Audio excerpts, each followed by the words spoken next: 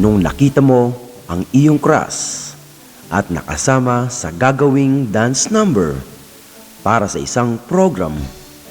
Sa practice pa lang, pinaghandaan mo na palakasin ang iyong loob na subukan ang malupit na teknik na itinuro ng iyong tatay. Sabi kasi, epektibo daw ang teknik na iyon. Kaya naman, susubukan mo ito kung totoo.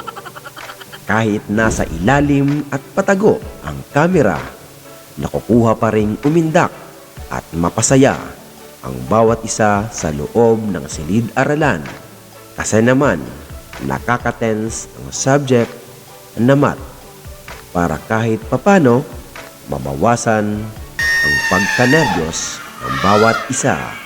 Kung nagustuhan mo ang ganitong mga video, pakishare na rin sa iyong mga kaibigan at kapamilya. Maraming salamat. God bless!